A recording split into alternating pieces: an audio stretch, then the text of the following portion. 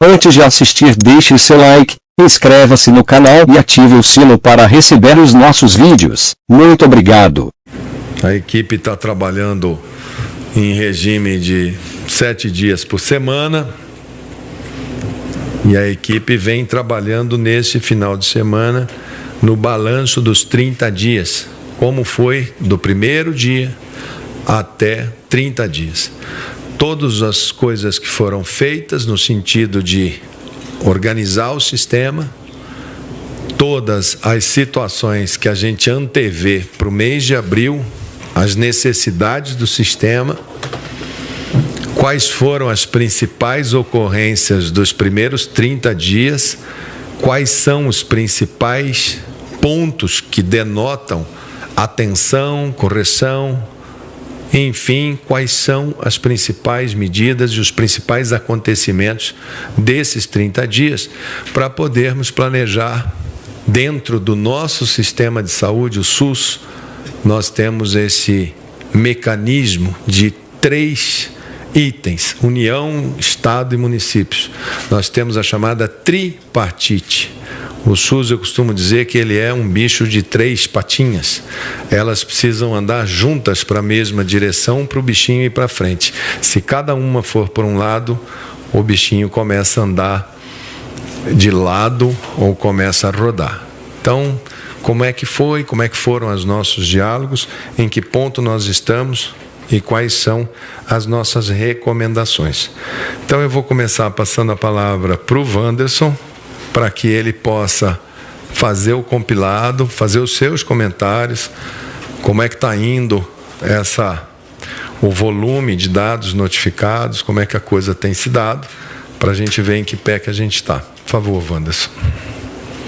Boa tarde a todos que estão nos assistindo. O dado de hoje são 3.904 casos no total, sendo 184 casos na região norte, representando 4,7% do total. Temos um óbito na região norte e a letalidade da região norte como um todo é de 0,5%. Acre tem 25 casos sem nenhum óbito, Amazonas 111 casos com um óbito, a letalidade 0,9%, Amapá 4 casos sem nenhum óbito, Pará 17 casos sem nenhum óbito, Rondônia 6 casos sem nenhum óbito, Roraima 12 casos sem nenhum óbito, Tocantins com 9 casos sem nenhum óbito. Região Nordeste, 624 casos no total, 16%, 7 casos evoluíram para o óbito, letalidade na região Nordeste 1,1%. Alagoas, 14 casos, nenhum óbito. Bahia, 128 casos, nenhum óbito. Ceará, 314 casos com óbito, uma letalidade de 0,3%. Maranhão, 14 casos sem nenhum óbito. Paraíba, 14 casos sem nenhum óbito. Pernambuco, 68 casos com 5 óbitos, dá uma letalidade de 7,3%. Piauí, 11 casos com um óbito, letalidade 9,1 para o estado. Rio Grande do Norte, 45 casos sem nenhum óbito. Sergipe, 16 casos sem nenhum óbito. Região Sudeste, 2.222 casos no total, representando 56,9% de todos os casos do Brasil. 97 pessoas evoluíram para o óbito, dá uma letalidade regional de 4,4%. Espírito Santo, 53 casos, nenhum óbito. Minas Gerais, 205 casos, nenhum óbito. Rio de Janeiro, 558 casos, com 13 óbitos registrados, 2,3% de letalidade. São Paulo tem 1.406 casos, 84 óbitos, uma letalidade de 6%. Centro-Oeste, 360 casos, 9,2% do total, um óbito, 0,3% a taxa de letalidade no Centro-Oeste. Distrito Federal, 260 casos, nenhum óbito. Goiás, 56 casos, 1 óbito, a letalidade de 1,8. Mato Grosso do Sul, 31 casos, nenhum óbito. Mato Grosso, 13 casos, nenhum óbito. Região Sul, 514 casos, 13,2% do total, 5 óbitos, letalidade 1% regional. Paraná, 113 casos, 2 óbitos, 1,5% de letalidade. Santa Catarina, 184 casos, 1 óbito, 0,5% de letalidade. Rio Grande do Sul, 197 casos, 2 óbitos, 1% de letalidade. Perfazendo novamente, 3.904 casos, 111 óbitos, uma letalidade de 2,8%. Olhando a evolução dos casos notificados por dia, até hoje, às 15 horas da tarde, temos aqui, na data de hoje, 487 casos confirmados nas últimas 24 horas, 14% de incremento em relação ao dia anterior. Vamos agora analisar o perfil dos óbitos. A data do óbito, nós tivemos hoje, 28/3, temos 3 pessoas que evoluíram para o óbito hoje. Esse dado é preliminar, porque é o dado até 15 horas. Ontem, nós fizemos a mesma coisa, tínhamos 2 óbitos registrados no dia 27.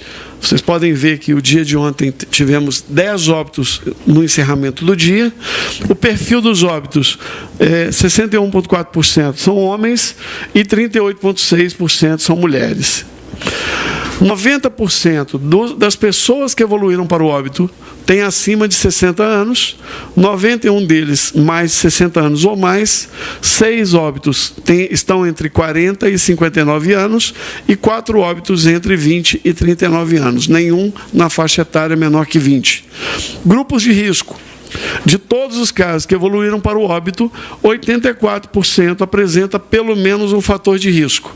Então, cardiopatia, diabetes, pneumopatias, entre outras, são os principais fatores de risco relacionados à evolução para o óbito.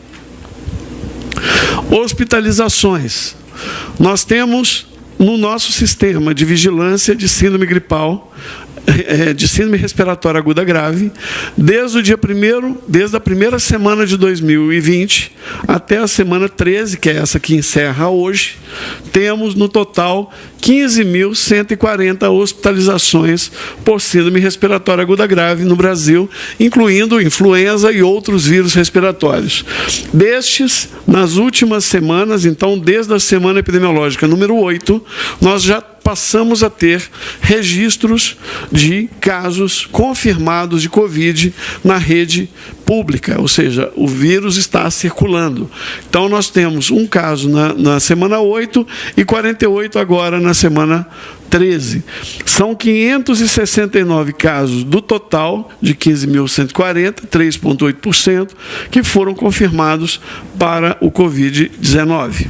Quando nós distribuímos aqui, só pegando aquela pontinha que aparece aqui em cada um desses slides, dando um zoom nessas pontinhas laranjas, a gente vê a distribuição dos casos confirmados para Covid ao longo do tempo, lembrando que nós estamos ainda no início da sazonalidade por vírus respiratórios.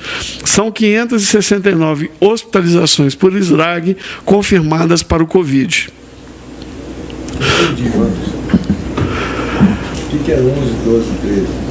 Aqui são as semanas epidemiológicas. Então, a partir da semana epidemiológica 8, aqui, então, a semana epidemiológica é um padrão internacional de monitoramento. Então, todos os... Para que a gente possa... 13 cai em relação ao 12. É porque o dado está incompleto. Hoje fecha. Até hoje à noite. Esse 13 até hoje à noite? Até hoje à noite. Então, um dado preliminar. Então, a semana preliminar é a data de início dos sintomas.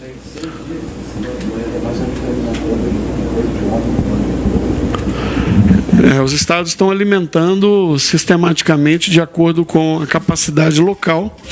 Então, basicamente, são esses os dados globais.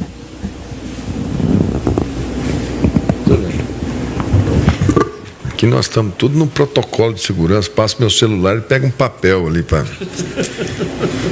Aliás, Falar nisso, aqui no Ministério da Saúde está todo mundo se cuidando. A gente tem distanciamento, a gente tem regra, porque a gente não quer aqui dentro nós mesmos. Então todo mundo está sentado, está distante.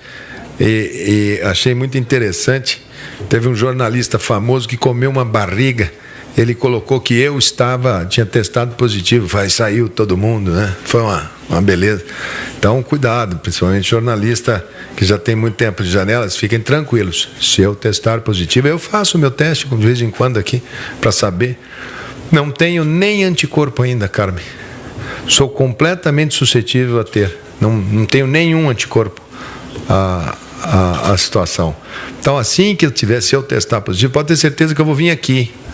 Volto a repetir, tudo que for, mesmo as notícias mais duras, elas serão dadas aqui por mim. Se eu testar positivo, eu não vou deixar. Aí você vai assumir. Aí ele não vai deixar eu vir aqui, eu vou ter que fazer um vídeo, tá bom? Já está tudo no protocolo.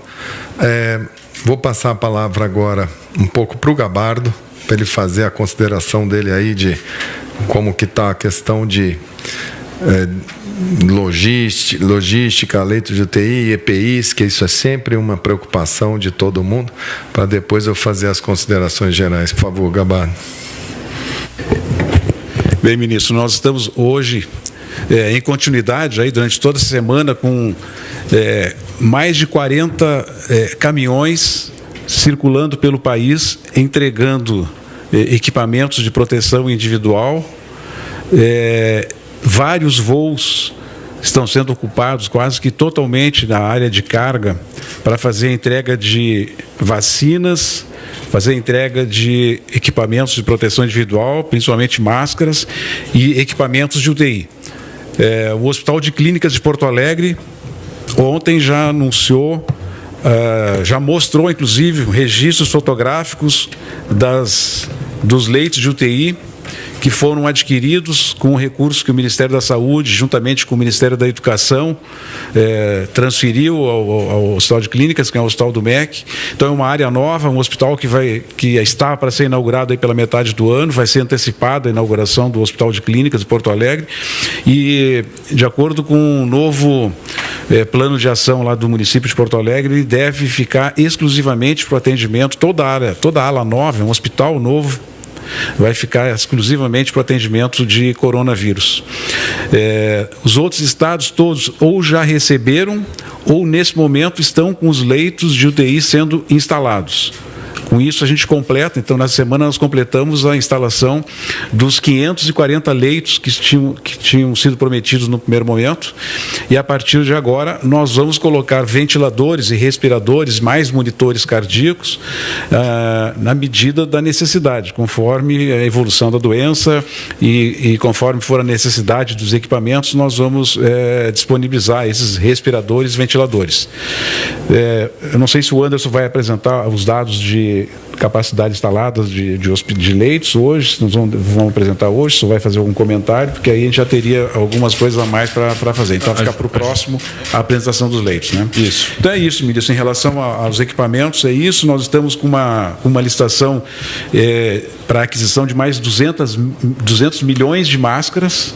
Provavelmente nessa licitação a gente não vai conseguir preencher todo esse quantitativo, mas nós estamos fazendo de forma fracionada. Então a gente pede 200 milhões, se alguém oferece 10 milhões e o preço está dentro dos parâmetros que estão estabelecidos. Máscara é o principal item e o resto dos EPIs? O resto dos itens nós já adquirimos e a gente está transferindo para os estados. Isso está chegando nos estados? Está chegando nos estados. E a gente tem estado dizendo que está com dificuldade, mas aqui eu vou comentar. Aí especificamente um ou outro pode ter alguma demanda e tem que encaminhar para a gente para fazer uma reprogramação de distribuição, porque a gente está distribuindo, no primeiro momento, nós distribuímos 20%, 25% de toda a aquisição e na segunda remessa mais 20%, 25% da remessa. Então nós distribuímos 50% da nossa primeira compra. Estamos com 50% dos nosso centro de distribuição em Guarulhos e São Paulo, mas o processo de aquisição ele não para, ele é contínuo. Termina uma licitação, a gente abre outra para fazer a aquisição. Acho que é isso, ministro. Muito bem. Mais alguma ponderação, Wanderson? Não? Gabardo também não. Então vamos lá. Nós estamos agora completando os 30 dias. Nesses 30 dias, nós tínhamos feito a previsão e agora estamos fazendo o balanço. Em termos de EPIs, leitos de UTI, etc. Qual é a situação atual e o que a gente vê logo aqui na frente? Por conta de toda uma histórica consumo brasileiro por leitos de UTI relacionados ao trauma, relacionadas às doenças cardiovasculares e às causas degenerativas, o Brasil tem um número muito grande de leitos de UTI. Maior, inclusive, que outros países. Os países de primeiro mundo, muitas vezes, eles não têm ou têm muito pouco leitos para trauma. O trauma deles é um trauma de menor energia e o trauma no Brasil é um trauma de alta energia. Nossas estradas matam muito. O Brasil tem um dos recordes mundiais de acidentes de trânsito. Motocicleta no Brasil é um dos principais elementos de traumatismo craniano, fraturas de múltiplos órgãos. Por isso, mais uma razão para que quando a gente determina a paralisação, quando param, imediatamente a gente percebe o quê? Diminui os acidentes, diminui o trauma e sobram os leitos que eram ocupados pelo trauma, ficam disponíveis para serem utilizados para outras situações. Então, há informações que nós estamos tendo em alguns lugares de queda de 30%, 40% até 50% do nível de taxa de ocupação, o que por si só abre o espaço de leitos que antes estavam sendo utilizados para pessoas politraumatizadas poderem ser utilizados para essas viroses. Mais uma razão para a gente diminuir bastante a atividade de circulação de pessoas no intuito de diminuir o trauma, que é um efeito também secundário benéfico, além do efeito de diminuir a transmissão. Temos dificuldade, como sempre dissemos, em relação a EPIs. O que são EPIs? Equipamentos de proteção individual. São os equipamentos que os médicos, enfermeiros, principalmente esses profissionais de saúde, quando mostram essas imagens dos médicos, enfermeiros nos hospitais, com aquelas roupas que parecem terem saído de algum filme de ficção, com aquela grade, enfim, para proteção, elas são hoje o grande objeto de consumo do mundo. Nós conseguimos comprar um pouco, a China havia fechado completamente o seu país, não deixava sair nada lá de dentro, voltou a abrir a produção, a questão de uma semana, 10 dias, o mundo inteiro pedindo, fazendo requisição de produção, o Brasil também pedindo. Então, nesse primeiro momento, a gente segura, porque se nós temos uma quantidade que precisa ser alocada nesses hospitais, primeiro a gente segura. Por que se segura? Máscaras, esses equipamentos e EPIs. Porque se deixar aberto, começa uma competição tão grande entre estados, municípios, empresas privadas, todos começam sistematicamente a predar um ao outro. Começa a haver aquela sensação de que se eu não for mais ousado, se eu não for mais duro que o outro, eu não consigo ter o material. Teve casos de pessoas entrando falando, não, você vendeu isso ontem para fulano por 10, toma aqui o dinheiro, paga a multa por você não entregar, que hoje eu te pago 20. Teve o mesmo equipamento vendido 2, 3 vezes. Estava acontecendo esse tipo de situação quando nós falamos vamos regular o mercado médico hospitalar de alguns itens. A partir do momento desta compra, que é a compra grande que nós vamos fazer agora em relação à China, que é essa reabertura deles para comércio, e está muito difícil comprar e está muito difícil tirar de lá para voar para cá. Tem muitas situações que a gente vai ter que contratar aviões para abastecer, tem uma fila enorme para poder embarcar, para poder sair de lá para chegar aqui. Mais uma razão para a gente ficar em casa parado até que a gente consiga colocar os equipamentos na mão dos profissionais que precisam. Porque se a gente sair andando todo mundo de uma vez, vai faltar para o rico, para o pobre, para o dono da empresa, para o dono do botequim, para o dono de todo mundo. Então nós precisamos ter racionalidade e não nos mover por impulso nesse momento. Nós vamos nos mover, como eu disse desde o princípio, vamos nos mover pela ciência e pela parte técnica, com planejamento, pensando em todos os cenários. Quando a gente fala de colapso, ou de sobrecarga, ou de sobreuso no sistema, a gente está falando disso. Não só de sobrecarga na saúde, mas, por exemplo, na logística. Nós atravessamos essa semana passada com praticamente metade das capitais brasileiras sem voos. Como que chega material lá? Me ligam alguns governadores e falam, não chegou o lote de vacina. Sai de caminhão, leva 5 dias. Ah, mas eu posso mandar um jatinho. Não é assim que funciona. Precisa-se montar um sistema de logística.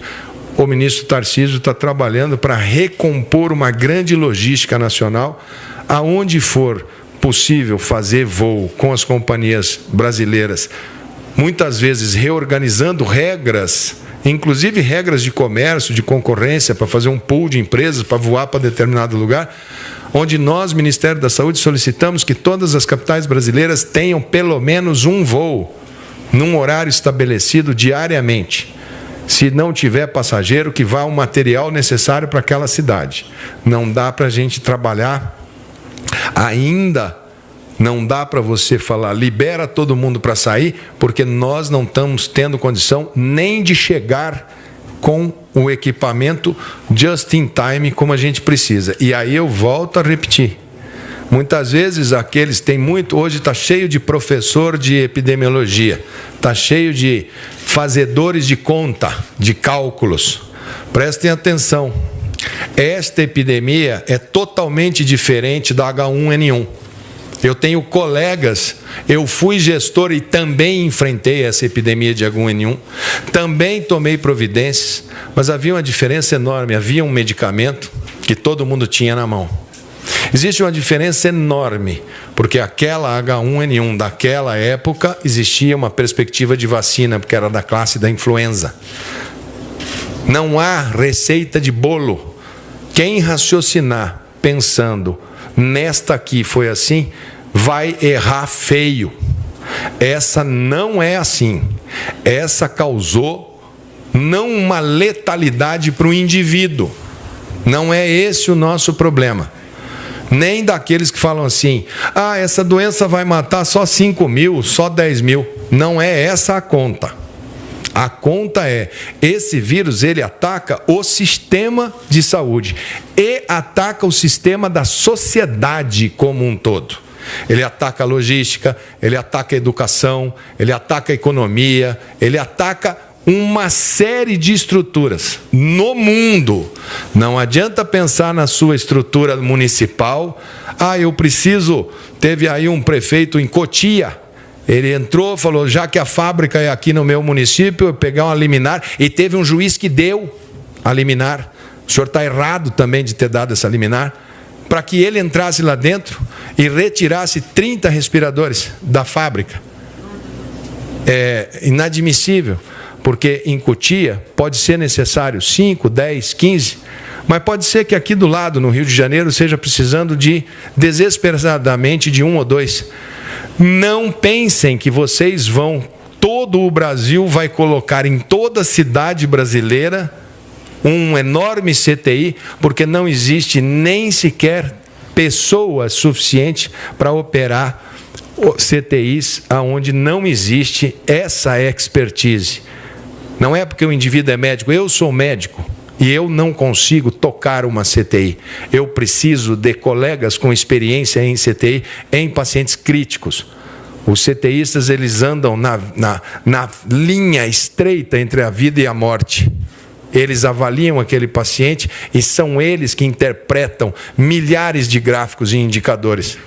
Não adianta curioso ali. Ali não é uma coisa assim, faça-se o médico. O gerenciamento de recursos humanos é o que mais os gestores devem pensar e quebrar a sua cabeça nesse momento. Porque como o Brasil paga maus salários para trabalhar fixo num lugar, a enfermagem brasileira, os médicos brasileiros, eles trabalham de manhã num hospital da cidade, de tarde em outro hospital e de noite no outro hospital. E se este indivíduo que trabalha em 3 hospitais adoece, se esse médico adoece, cai a escala do plantão dos 3 hospitais ao mesmo tempo.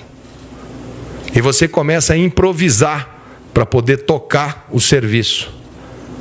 Então, como organizar essa força de trabalho? Porque no início, como ninguém tem imunidade e eles trabalham ali na ponta, por mais que eu tenha os equipamentos de proteção individual, sempre você tem contaminação. E se é vírus que a gente está falando, a gente não está falando de bactéria, que é uma coisa passível, mais fácil de enfrentar. Vírus, ele é muito difícil de você fazer contenção, mesmo com os equipamentos todo à mão. Como vocês viram ali na tábua de obituário, maioria dos óbitos de 60 anos para cima. Quer dizer que são todos? Não.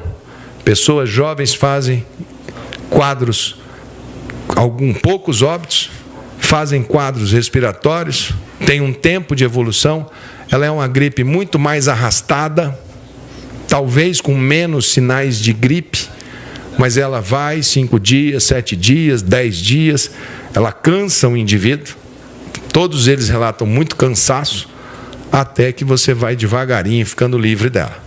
A grande maioria atravessa assim, e atravessa bem. Volto a repetir, nós temos pacientes com cardiopatia. O que quer dizer cardiopatia? Doença prévia do coração. Aí o indivíduo tem a doença, o coração não aguenta, eles já são de idade, a pessoa acaba falecendo por problema de coração, mas é o vírus que está por trás induzindo. Diabetes é uma doença crônica, os diabéticos têm problema de imunidade, os diabéticos precisam ficar muito bem controladinhos nesse momento agora, porque o diabetes é uma condição que ela dificulta muito a resposta imunológica do indivíduo. Pneumopatia, aquele nome enorme ali, tuberculose, doenças pulmonares crônicas, enfisema pulmonar, são doenças que todos no Brasil conhecem, porque nós somos, infelizmente, principalmente cidades que têm muitas comunidades e favelas, que têm um índice enorme de tuberculose. Eu sou coordenador mundial de um programa de tuberculose, por conta de nós sermos um dos países com maior número de tuberculose no mundo. Nós temos, já abordei a questão da logística, leitos de UTI, nós temos um cálculo que nós estamos discutindo com os estados. Esse cálculo é baseado no que eu tenho de informação. Embora a gente venha pedindo, preencha esse formulário, quantos leitos você tem ativos, quantos leitos você tem por abrir, quantos que você comprou. Tem muito estado que fala assim, eu não vou informar, porque se eu informar, vão querer, de repente aperta lá em São Paulo, e vão pedir, e eu vou ter que mandar para lá, e depois vai acabar acontecendo aqui. Então, nós vamos partir do seguinte raciocínio. Eu vou mandar para as secretarias estaduais e para as secretarias municipais, aonde tem no cadastro aqui, eu vou mandar amanhã, segunda-feira, não sei, acho que amanhã, se eu puder mandar amanhã. Consta no meu sistema que você tem tantos leitos. SUS e privados. Se você não me informar e tiver a mais ou a menos, você vai ter que responder administrativamente, civilmente e penalmente. Porque é a única maneira que eu tenho de botar um pouco de ordem. E ao ter essas informações, sentados aqui com os secretários estaduais, fazermos um painel nacional verdadeiro, aonde a gente possa sentar junto e volto a repetir. Nós não vamos tocar isso, cada um olhando para o seu umbigo. Isso daqui, o Brasil é uma nave só. Nós vamos ter que usar muita inteligência, pouco reflexo, pouca ação de reflexo. Nós vamos ter que estudar muito esse nosso inimigo, esse vírus no nosso meio. Colegas mandando vídeo, falando, olha, eu estudei a temperatura, o comportamento do vírus aqui, ótimo. Todo mundo aqui está atento, estamos recebendo. Então, todos, aqueles que fazem prognósticos positivos, não vai acontecer nada, são para quem eu mais rezo para que estejam certos. Aqueles que fazem provisões catastróficas, o mundo vai acabar, são os que eu mais rezo para que estejam errados. A verdade é que nós vamos descobrir essa verdade de acordo com como que nós vamos receber esse vírus, como que vai ser a nossa sociedade em relação a isso, como vão ser as nossas fraquezas, as nossas fortalezas. A saúde não é uma ilha. Não existe ilha chamada saúde. A economia é, sim, muito importante para a saúde. Nós colocamos em discussão como são essas quarentenas, o que liberar, o que fazer para as pessoas terem mobilidade, porque a última vez que foi usado quarentena no Brasil foi em 1917, na gripe espanhola. Ninguém tem esse parâmetro. Não é uma questão de apontar o dedo para o governador A, B ou C, prefeito A, B ou C. Estão todos com uma arma na mão, falando, a Organização Mundial da Saúde manda eu fazer isso. Faz, e não pensa, muitas vezes, que isso é uma medida que tem que ser muito bem elaborada. Tem que garantir alimento nessas comunidades. A pessoa não consegue ficar na casa dela. A geladeira fica vazia, o estômago fica vazio. Ele pode sair dali para entrar na casa de alguém, para forçar um supermercado, uma coisa. E se a gente não tiver uma logística, como é que a gente vai chegar com o alimento no supermercado? Às vezes a pessoa pode ter o recurso, mas não tem, a mercadoria não chegou, porque parou tudo. Então, nós vamos colocar, sim, alguns critérios, porque são critérios necessários. Só que não vai ser o plano do ministro Mandetta. Não vai ser o plano do único. O SUS, volto a repetir, nós vamos andar com as 3 pernas. Por isso que nós mandamos e estamos discutindo com os secretários estaduais e secretários municipais essa semana para a gente construir um consenso. Isso aqui dá. Em isso dando, nós vamos sentar e falar, ó, isso aqui a gente faz e nós vamos medir todo dia. Todo dia. Aonde a gente vê que a gente pode eventualmente estar perdendo a guerra, a gente vai lá e aperta. Aonde a gente vê que a gente apertou demais, a gente só... Mas juntos, nós vamos acertar, nós vamos errar, nós vamos ter dias bons, dias ruins, porque nós estamos ainda conhecendo qual o tamanho do dano que esse vírus pode fazer, não no indivíduo. No indivíduo eu tenho certeza que a gente vai passar com muitas perdas, mas nós vamos passar e depois vamos no tempo olhar e falar, puxa, foi muito duro. Tem muita gente que só fala, ó, tantos óbitos, todo dia nasce gente. Graças a Deus, é o ciclo da vida. Então nós vamos poupar, vamos trabalhar para poupar a vida de todo mundo que a gente puder fazer. Sabemos que vamos ter dias duros. Não somos aqui, não tem ninguém que não saiba. Sei que hoje, essa semana, ficou todo mundo, mas e o ministro? O ministro sai, o ministro não sai. Volto a repetir. Vou ficar aqui junto com vocês, enquanto o presidente permitir, enquanto eu tiver saúde e não puder sair. E digo mais, aqui no fundo do Ministério da Saúde tem um lugarzinho que era uma creche, tem um quarto ali. Se o povo da equipe aqui, se estiver com gripe e tiver tudo bem, inclusive eu, nós vamos ficar no quartinho ali, para a gente ficar perto, pelo menos a gente ficar conversando. Mas se tiver que ir para um hospital, e ali é feito para quarentena, não vai ser nada fora de contexto, não. Se precisar ir para um hospital, tudo bem, vai para o hospital que vai fazer. Se tiver algum desfecho que não seja aquele que a gente queira, lamentamos, são desígnios de Deus. Ou na hora que não for mais necessário nós estarmos aqui. Na hora que falarmos, olha, cumprimos o nosso dever e está encerrado a nossa participação no Ministério. E vamos trabalhar essa equipe e vamos terminar com essa equipe. Agregando gente todo dia. Assim como eu falei que a Carmen Zanotto vai me ajudar com a região sul, que o Luizinho vai me ajudar com o Rio de Janeiro, que o Antônio Jorge vai me ajudar com Minas Gerais, que o Júlio Croda vai me ajudar com São Paulo. E quando tivermos mais quadros, vamos ajudar com a região norte, nordeste. Elementos que possam fazer uma ligação rápida. Assim como nós aumentamos a equipe essa semana e fizemos um novo organograma para o Ministério da Saúde para tempos de crise, de emergência. A burocracia é hoje o maior inimigo na tomada de decisões. A burocracia, quando em emergência, ela mata mais do que a inércia. Porque a burocracia, você quer fazer o ato e você não pode, porque você passa do limite que a lei te autoriza. Eu não sei como os órgãos de controle vão ver isso no final. Já me falaram que, ok, faça tudo que for necessário, mas pode ter certeza, principalmente aqueles que querem desgastar a equipe, que é mais uma parte da doença. Olha, ele comprou uma máscara por R$2, que absurdo, porque vai passar o tempo. Daqui a 6 meses, por isso que essa gravação é boa, ela fica guardada. Vai acontecer de chegar lá na frente e falarem, olha que absurdo aqui. Isso vai ter que ser visto por quem de direito, porque realmente nós estamos numa situação de total atipia. Aqui eu agradeço, porque para ter a performance de iniciativa privada necessária para esse momento, eu pedi para que grandes grupos nossos privados atuassem lá na China.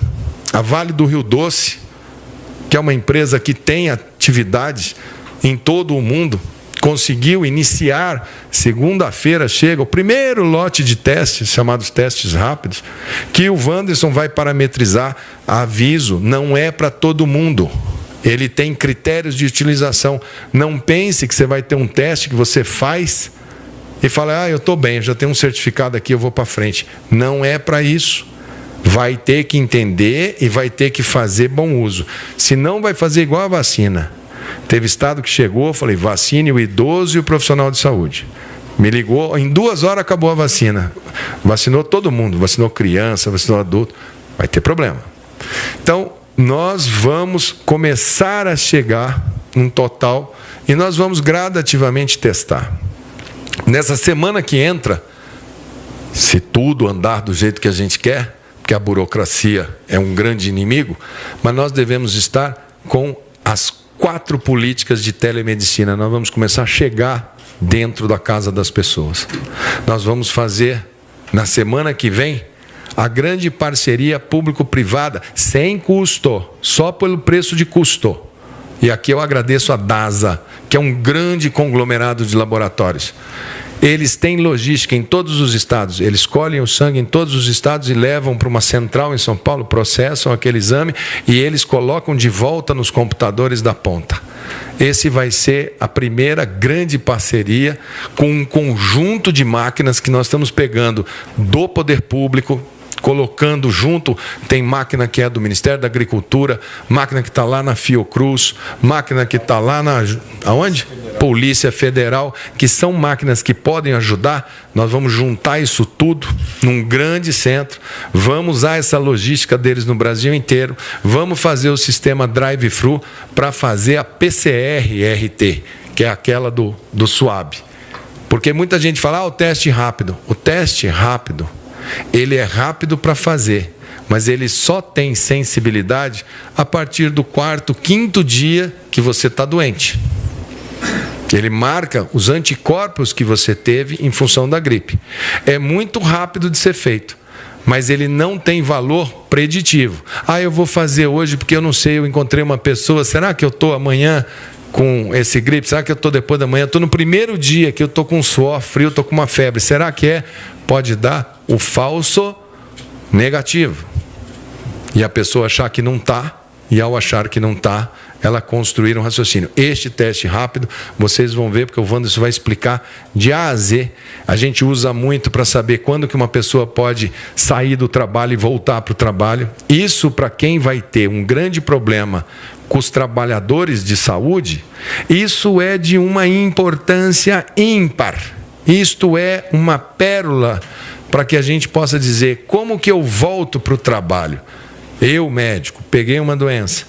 Aí, daqui a uma semana, 10 dias, eu faço e já estou bem, estou sem sintoma, estou lá na minha casa e mostra que eu construí um sistema imunológico. Estou bom, posso retornar. Posso testar rapidamente para ver como é que eu faço a dinâmica dentro do hospital. Então a gente imagina que ele vai ser fundamental para isso, para as forças de segurança que precisam estar no dia a dia dos presídios, das ruas, do controle das situações, dos caminhoneiros que precisam dia a dia ir e vir. Então existem alguns públicos que são alvos da nossa preocupação, que são aqueles que precisam estar ali no dia a dia da sustentabilidade econômica, da sustentabilidade de mercadorias que o nosso país precisa. Volto a repetir, não pensem os arautos da má notícia, não pensem que há uma disputa, então vai ser o ministro que manda, que fala. Não, nós vamos construir isso juntos, com técnica, com ciência, com planejamento e unidos.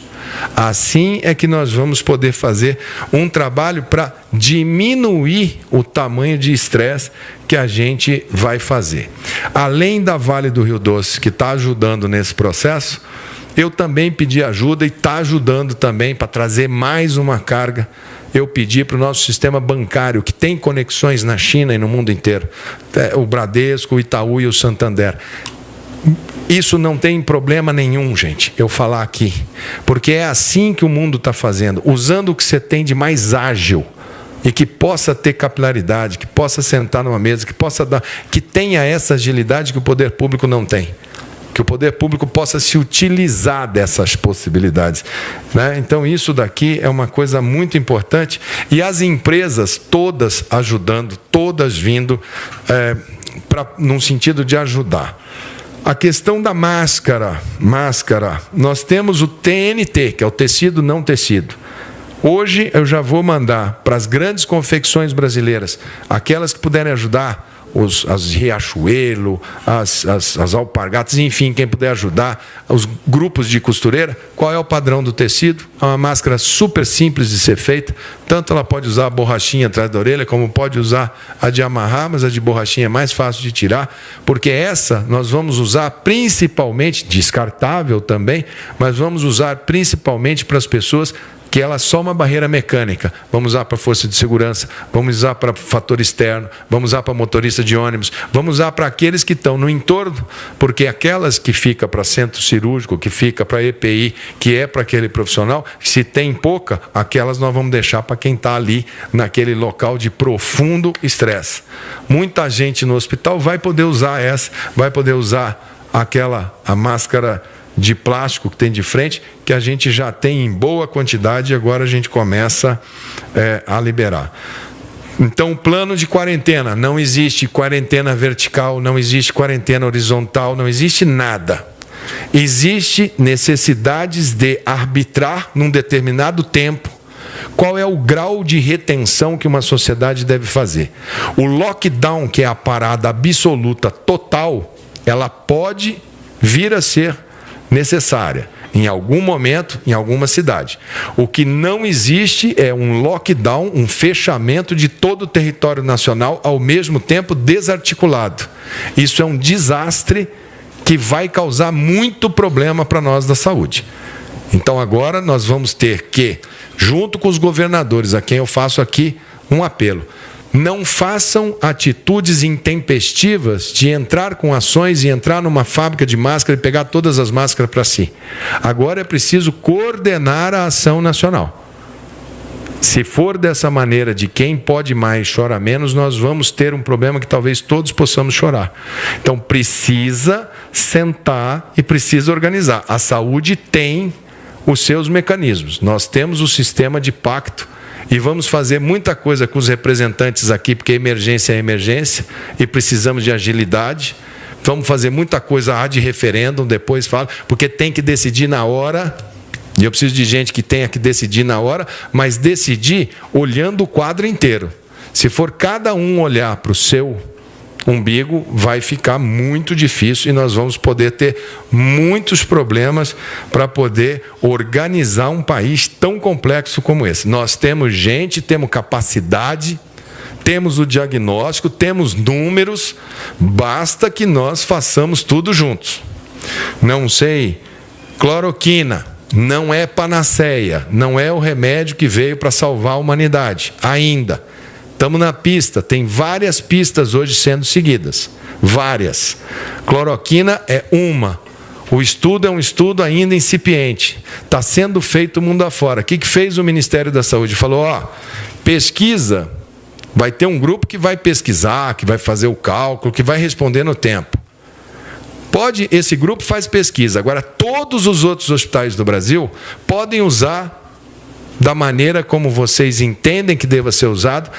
Oferecemos, temos o medicamento, o Brasil tem cloroquina, foi dito aqui, o secretário Denizar já fez, já tem quantos miligramas que é, de quantas em quantas horas que é, para os pacientes graves. Por que não abre para o cara que está com a gripe no primeiro dia? Porque esse medicamento, se tomado, ele pode dar arritmia cardíaca, ele pode paralisar a função do fígado. Então, se sairmos com a caixa na mão falando pode tomar, nós podemos ter mais mortes por mau uso de medicamento do que pela própria virose. Então, não façam isso. Esse medicamento ele tem a sua indicação para lúpus, para artrite reumatoide e para malária. Claramente colocado ali. Normalmente as pessoas olham com muita atenção. Parece que está tendo melhora. Eu tenho conversei com o Fábio Jatene, tenho conversado direto com o pessoal que está há mais tempo no Brasil cuidando. Essa doença entrou pela elite do Brasil, elite econômica. Aqui em Brasília, os casos são quase todos aqui no plano piloto e no Lago Sul. Não chegou na Samambaia, não chegou na periferia do sistema. Como no Rio de Janeiro, a Barra da Tijuca, o Leblon, ainda não chegou, está começando a entrar nas comunidades. O tempo que a gente tem para preparar melhor possível é agora. Nós precisamos, agora minuto vale hora.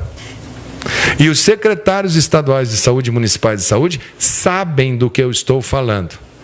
Eu não quero ter que vir aqui para falar assim, olha, o problema é esse, tantos números para cá, porque senão nós vamos fazer uma discussão que é estéril. Mas nós estamos trabalhando no intuito de tem que regularizar equipamentos de proteção individual.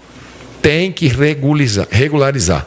Porque se a gente entrar sem ter a proteção para os médicos, enfermeiros, fisioterapeutas, nós vamos rapidamente perder a força de trabalho, e perdendo a força de trabalho, nós teremos muita dificuldade, porque podemos ter o equipamento, mas não vamos ter quem use, não vamos ter quem sabe usar. Agora vai ter que poupar o sistema de saúde. Agora não é hora de sobrecarregar o sistema de saúde, seja em nome do que for. Agora é hora de aguardar, vamos ver como essa semana vai se comportar, e nós vamos ter nessa semana a discussão dentro da saúde para achar os parâmetros. Aqueles que tomaram medidas de acordo com a sua localidade, sem o parâmetro, usou o parâmetro próprio, utiliza o seu parâmetro, que nós vamos construir um consenso para nós podermos andar. Fazer movimento assimétrico de efeito manada agora, nós vamos daqui a 2 semanas, 3 semanas, os mesmos que falam, vamos fazer uma carreata de apoio, os mesmos que fizerem vão ser os mesmos que vão estar em casa. Não é hora agora. Não sei como que a gente vai organizar, porque temos. Nenhum país passou por isso. A epidemia nossa de gripe. Gripe de H1N1, gripe de influenza A, influenza B, nós estamos entrando nela agora. Os outros países estavam saindo do pico deles quando entrou o corona. A nossa não. A nossa, nós estamos entrando no nosso pico e estamos entrando com o corona junto.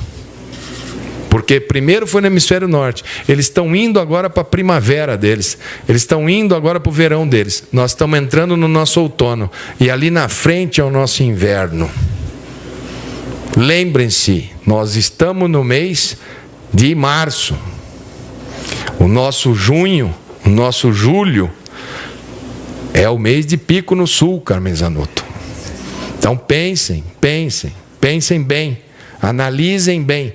Quando a China parou, hoje nós estamos sentindo falta de máscara, de equipamento de proteção individual.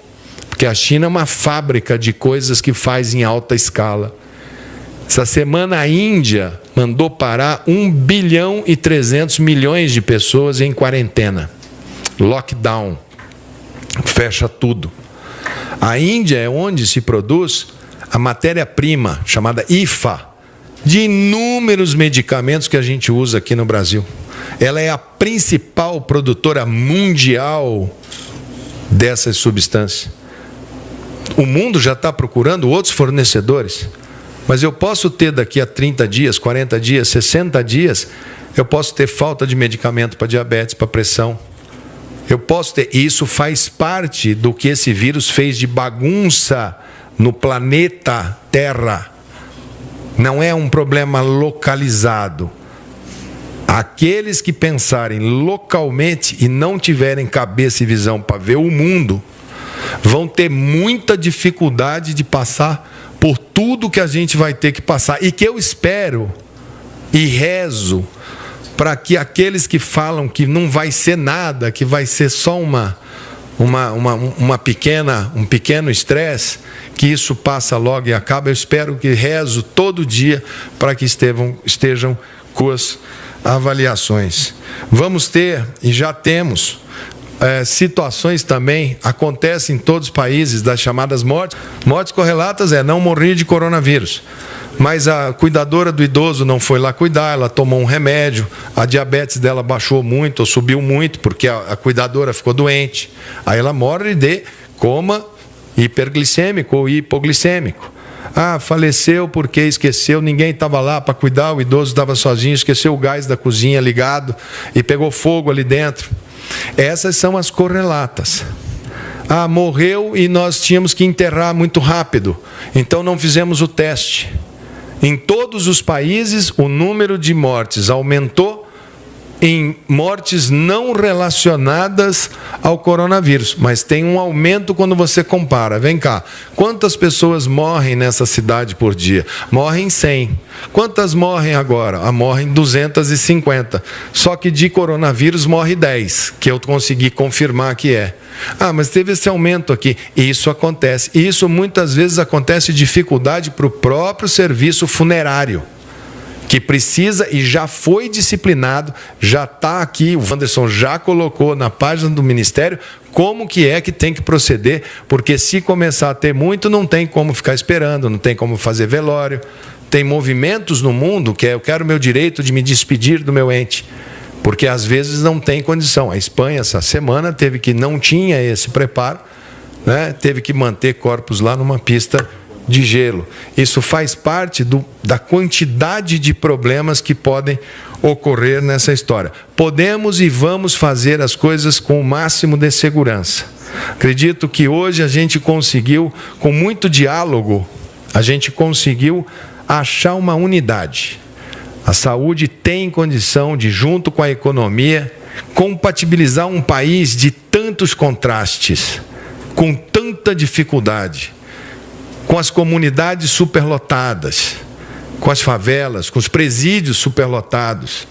Conseguimos hoje criar uma unidade de que nós da saúde queremos que essa sociedade funcione, mas que nós da saúde temos a responsabilidade de tomar as medidas, recomendar, e quando as recomendações não forem, procurar outros meios de se fazer as determinações que sejam necessárias.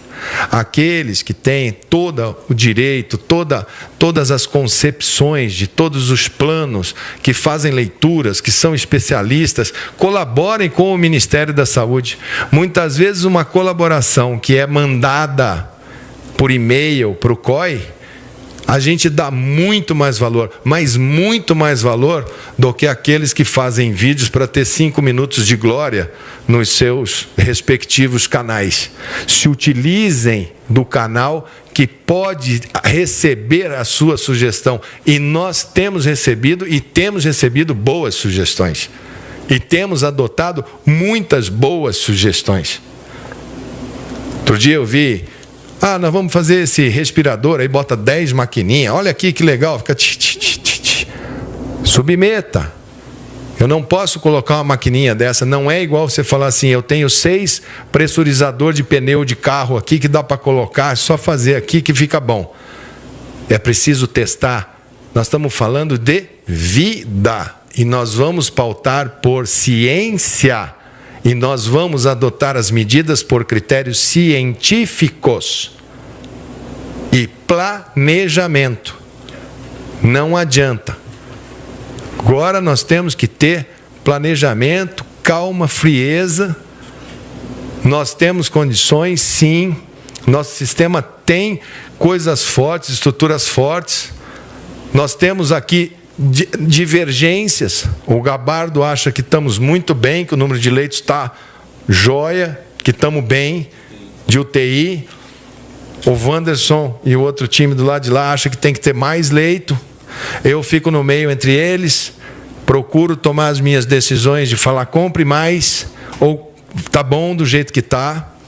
Sabemos que temos leitos comprados que vão chegar em 1 semana, outros vão chegar em 15 dias, então tem que cronometrar.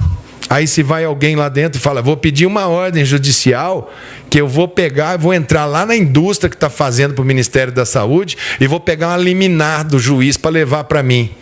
Senhores juízes, por favor, analisem que nós não podemos ter visões locais.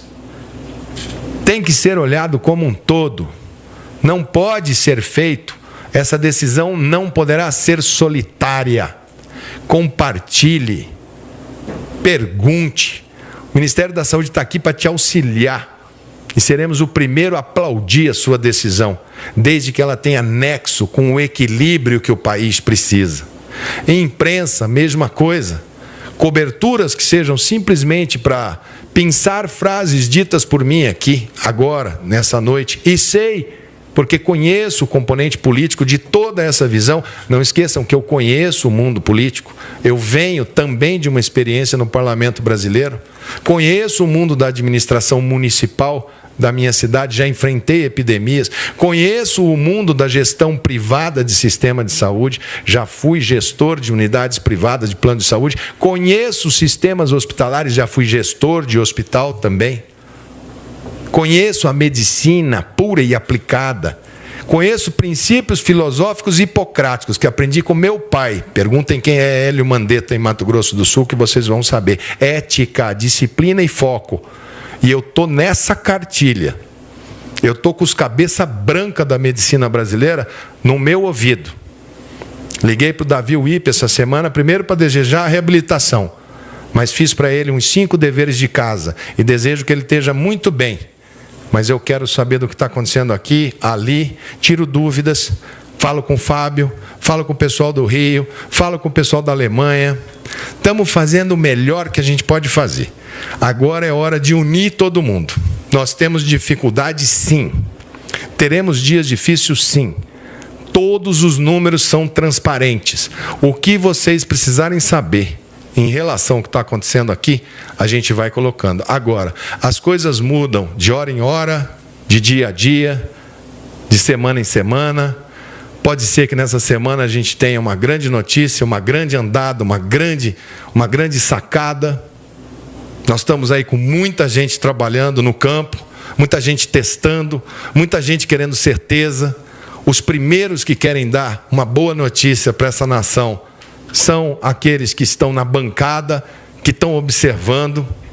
Enquanto isso, deixemos que as pessoas, mesmo que tragam um pouco de estresse, um pouco de dificuldade agora, mas deixemos que os governadores, prefeitos, nós, governo federal, façamos o máximo possível para preparar esse sistema para um estresse muito grande que está ali na frente. Eu acho que se a gente for nesse caminho, todos juntos, sem exceção, eu acho que a gente tem uma boa chance de atravessar bem esse momento tão importante para a saúde pública, tão importante para os nossos municípios, para os nossos estados, tão importante para o Brasil e tão importante para o mundo.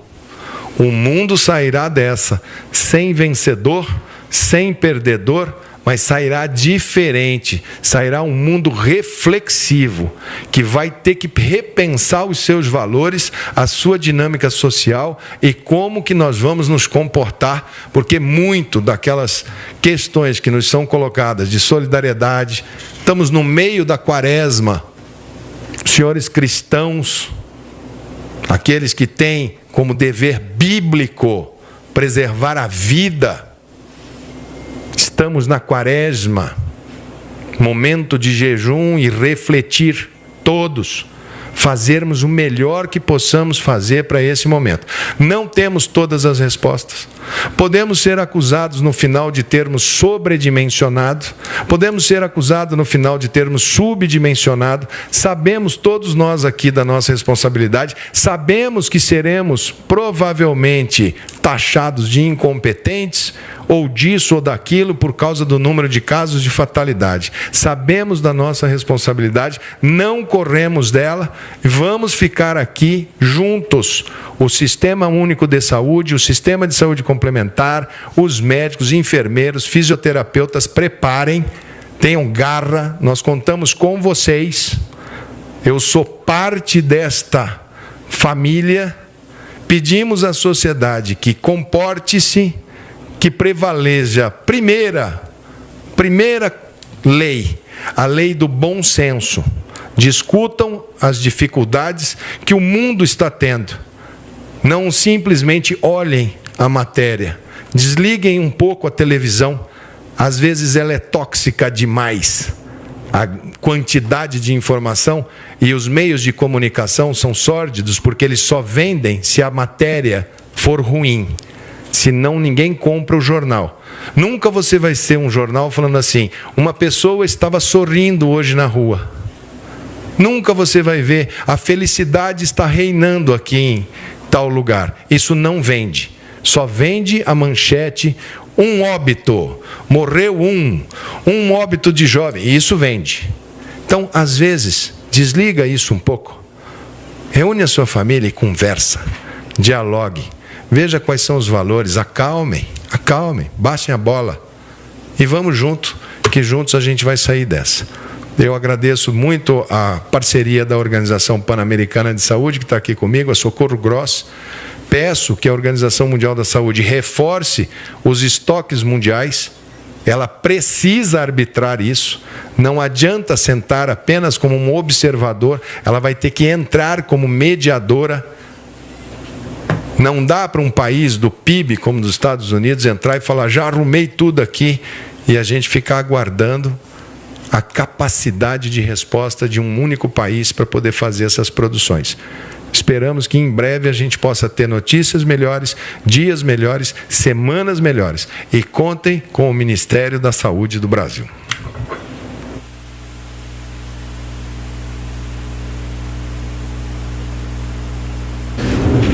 Tá. Olha aí, o Ministério Público Federal, lá em relação à Cotia, como é que foi a história lá? O prefeito... Mas o prefeito tinha uma ordem federal, tinha um juiz federal. Aí o Ministério Público Federal conseguiu entrar lá dentro, suspender a ordem do juiz federal e devolver os equipamentos. Então que os equipamentos possam chegar aonde eles possam ser mais úteis. Espero que a gente tenha tranquilizado todos vocês. Vamos trabalhar. Essa semana a gente encerra, começa amanhã, domingo, com trabalho aqui no Ministério da Saúde e vamos ver se a gente consegue fazer um plano mínimo que compatibilize saúde e economia. Esse é o nosso trabalho de final de semana, junto com a equipe econômica. Como ir, como voltar, o que funciona, o que é essencial, o que pode rodar a economia. O presidente está certíssimo quando ele fala a crise econômica vai matar as pessoas não aguentarão a fome. Está certíssimo e nós somos 100% engajados em achar a solução junto com a equipe da economia. Eu acho que a gente tem uma fórmula já trabalhada, eu coloquei ela em discussão, nós estamos discutindo com os secretários, vamos aumentar, vamos melhorar e acho que precisa de um grande pacto em torno dela para que a gente possa sair do outro lado. Alguma coisa a acrescentar, Wanderson, Gabardo? Então é isso aí. aquele enorme. Eu só vou responder se forem perguntas que eu entenda que eu não tenha já dito aqui. Se for pergunta que é só para repetir, aí eu vou só ler e vou passar, só vou dizer que eu já li, que eu não sei quais são. A gente subdividiu por temas, talvez, e por uma por tema, pelo menos. Vamos lá. Se ela for repetida, se quiser deixar o gabardo e o Wanderson para responder, também pode. Vamos lá. Isso. Após medidas divulgadas, Alexandre Madruga, do Sulacap News. Após as medidas divulgadas hoje pelo Ministério da Saúde, há um planejamento para em conjunto, alinhando todas as secretarias para seguir medidas de isolamento? Sim, há. Nós estamos com o planejamento exatamente sendo agora discutido com o CONAS e o CONASEMS. Iniciamos essa discussão. Só teremos esse plano de como fazer e vamos associar. O Brasil já fez tanta coisa, gente, mas tanta coisa. Já aprovamos lei no Congresso, já tem o dinheiro para pagar para os trabalhadores informais, 40 bilhões para a microempresa, dinheiro para os estados, alongamento de dívida. Está tudo feito. Está faltando pouco para a gente acertar o sistema. Nós estamos com tudo engatilhado. Essa semana deve ser a semana que todo mundo vai falar assim: pronto, pronto, pronto, pronto. Vamos ver se a gente trabalha essa semana. Não gosto de botar prazo. Quem põe prazo fica escravo do dia. Mas eu quero trabalhar muito com a economia, para sugerir, levar para o presidente, falar: presidente, vamos trabalhar, que eu acho que do dia 6, dia 7, a gente já começa a ver alguns setores, algumas luzes que a gente vai soltando e vamos medindo, e vamos medindo. Por enquanto, vamos com os planos que foram feitos municipais. Renato Onofre, da Folha. Circulou os secretários estaduais um plano distribuído pelo Ministério. Já falei sobre isso. É isso. Isso aí está sendo discutido. Escolas e universidades do país pelo mês de abril. Exatamente. O porquê que a gente coloca em discussão? Porque tem que ter uma certa unidade. São calendários, são importantes. Por que se suspende aulas? Se todas as crianças e os jovens, como vocês viram aqui, eles não... Se têm a doença, são portadores assintomáticos ou são sintomas leves? Por que a gente os tira da aula? Que é muitas vezes o que falam: deixa as crianças e os adolescentes irem para a aula. É porque eles, como são assintomáticos, ao voltarem, eles não sabem. E eles só simplesmente transmitem. Como eles voltam para casa e a casa tem cômodo com... Né, nós temos aí um número enorme, temos um déficit habitacional no Brasil enorme, ele pode contaminar 5, 6 pessoas. Quando a gente diminui a mobilidade, cada um que é positivo contamina 2. Quando a gente deixa todo mundo andando, cada um 6. E isso vai fazendo a progressão geométrica e faz essa curva super rápida. Nós vamos contaminar, todos nós teremos pessoas da nossa família que tiveram complicações, alguns vão perder seus entes queridos. Vamos ter isso? Vamos ter isso. O problema é em que intervalo de tempo que isso vai acontecer. E isso acontece todos os anos com os outros vírus, só que eles já têm seu comportamento. As pessoas já esperam, falam: nossa, a minha vozinha está bem fraquinha, se ela tiver uma gripe, ela está um passarinho. Esse é o problema, nós temos muitos passarinhos que a gente quer muito bem e que podem chegar todos doentinhos ao mesmo tempo. Gostaria se a mudança de isolamento social, prefeito, mesma coisa, estamos trabalhando com eles para ver se a gente consegue colocar para os prefeitos. Não é culpa dos prefeitos, porque eles viram e eles são responsáveis, e é a saúde do povo deles. E principalmente prefeitos que viram, eu vi o prefeito de Campo Grande, da minha cidade, o Marquinhos Trade, colocar de uma maneira muito clara. Se entrou primeiro pelas pessoas que têm plano de saúde, que têm casa com 4 cômodos, 6 cômodos, que moram 3 pessoas na casa, que têm condição de fazer um isolamento, e que foram nos hospitais particulares, e que foram atendidos no momento que não tem estresse de leitos. E a preocupação dele, justa e correta, era: se eu deixar a movimentação social contínua, eu não estou preparado ainda para, na hora que chegar lá no Zé Pereira, a hora que chegar lá na periferia, e a periferia do sistema sobrecarregar em bloco o sistema de saúde dele. Ele ainda está organizando o sistema dele de saúde. Em breve, ele precisa ter: bom, estou ok, estou organizado. Então toma, usa esses indicadores, porque colocou para fechar, agora não sabe como é que libera. Todo o comércio está falando, eu quero abrir. Calma, porque nós vamos ter que fazer isso, uma regrinha para vocês saberem. Então eu vou abrir assim, eu faço o teste do funcionário. O restaurante que tinha 100 mesas, agora vamos fazer com 50. Tem que marcar, não pode ter fila de espera, não pode ter buffet, ficar aquela banda de gente com um prato na mão, um atrás do outro. Então, algumas coisas que nós vamos ter que colocar para serem pontos de referência, para não falar que está tratando assim ou assado. Vamos trabalhar isso bem bacana. A outra pergunta do Valteno Oliveira. Nós não recomendamos nada de suspensão de aula. Nós simplesmente estamos falando assim, o que é que vocês querem fazer? Por que não fazem todos juntos? Como o Ministério, várias manifestações para colocar o fim na quarentena. O Ministério concorda ou recomenda a não realização desses atos? A gente recomenda a não realização desses atos.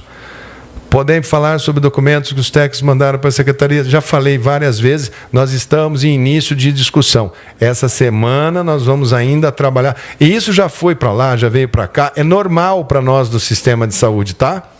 Não tem nada estranho para nós. A gente manda, fala, discutam, devolvam, vai, discuta, devolve, vem, vai.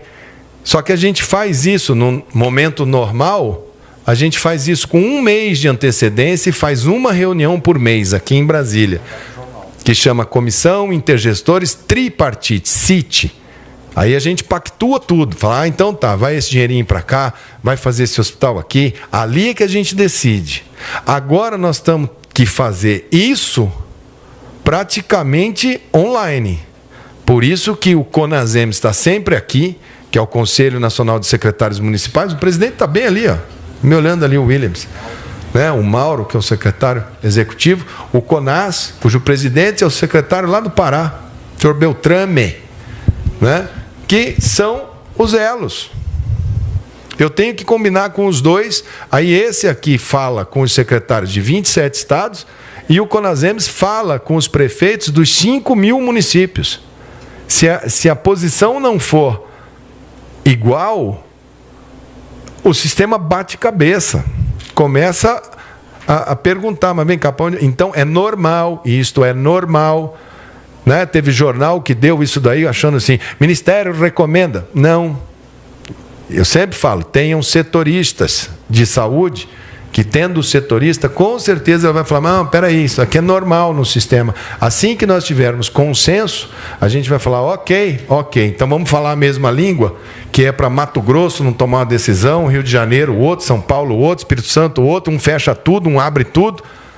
Calma, nós temos que ter um critério, até porque a população tem que se preparar, o empresário tem que se preparar, a assistência social tem que se preparar, a Cruz Vermelha tem que se preparar, as igrejas têm que se preparar, as universidades têm que se preparar, todo mundo tem que se preparar, inclusive a imprensa, para fazer a cobertura, que seja uma cobertura proativa, que ajude nesse momento.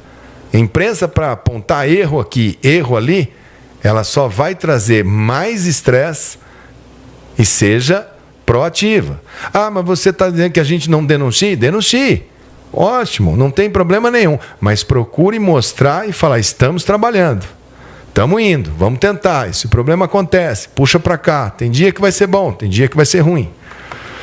Quando era prevista a chegada da epidemia ao Brasil, falávamos que não saberíamos qual o comportamento dela em nosso território. Passados esses dias, o comportamento do Brasil está sendo similar a algum outro país? Qual seria?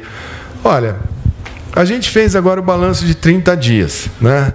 Acho que o Wanderson é quem mais pode responder isso daí, porque ele está fazendo comparação mundial, né, Wanderson? É difícil, por exemplo, a gente comparar Brasil com Itália. Comparar Lé com Cré. Nossos números de idosos, 14%. Itália, quase 30% de idoso. Idoso, eu estou falando de 60 anos para cima, né? Aí depois a segunda faixa etária, a Itália vai lá para cima e o Brasil tem muito jovem. Então nós temos, aqui tem uma vantagem para nós. Europa e China, extremamente tabagista, extremamente fumante. Quer dizer, pulmão deles, bem mais baleado. O SUS tem 20 anos de luta antitabagista. Lembra da figurinha? Para de fumar, esse aqui causa impotência, Ministério da Saúde adverte. Aquilo era uma advertência. Quem seguiu aquela advertência agora está bem mais confortável do que países que não fizeram isso. Então, vantagem nossa. Então, eu pedi para comparar países com o mesmo padrão. E você está fazendo, você fez aquele quadro, né? Comparando países da mesma... Para a gente ver fatores. Nós, né, comparamos países com populações similares e características similares. E a gente vem observando que o padrão no Brasil, ele segue uma tendência mundial baseado na característica climática, de circulação de vírus respiratórios. Não tem ainda nada muito fora do padrão, tanto que o Sistema Único de Saúde está absorvendo os casos e as internações decorrentes do vírus. Obviamente, estamos no pé de uma montanha ou de um grande monte, de um grande Everest, e a gente quer escalar uma montanha. Para isso, hoje eu vi uma coisa muito interessante, ministro. Maurício de Souza fez o Cascão lavar as mãos. Então, até o Cascão está lavando as mãos. Muito bem, obrigado, Maurício de Souza. Só você para fazer o Cascão aprender que tem que lavar as mãos agora. Você não sabe quanto eu fico feliz. Era um dos mais vorazes leitores da Turma da Mônica, era eu na minha infância. Então, enfim, é isso aí. Todo mundo pode ajudar. Se o Maurício de Souza fez o Cascão lavar as mãos, acho que todo mundo pode fazer. O seu filho ou o seu pai ou o seu tio ou o seu amigo mais rebelde entender que tem que lavar as mãos, entender que nós precisamos ficar um pouco em casa para a gente poder organizar o sistema. Ministro, eu acho que as perguntas aqui agora estão todas muito repetidas. Eu vou deixar basicamente aqui para o Gabardo e para o Wanderson, se eles querem responder mais alguma coisa, porque agora aqui eu estou vendo que é basicamente a maioria das perguntas eu já falei como que é a minha visão do problema. Então, se tiver alguma coisa que seja mais específica, Gabardo e Wanderson dão esse segmento. Obrigado.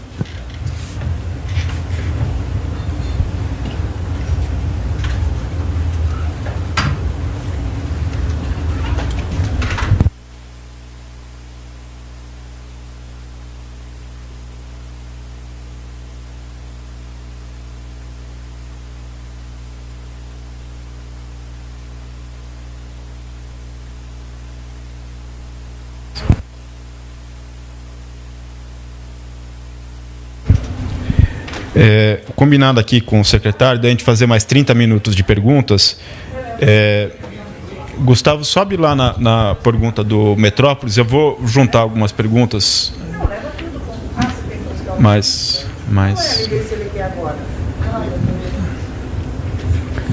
Olha, então são 17h51, nós vamos até 18h20, tá?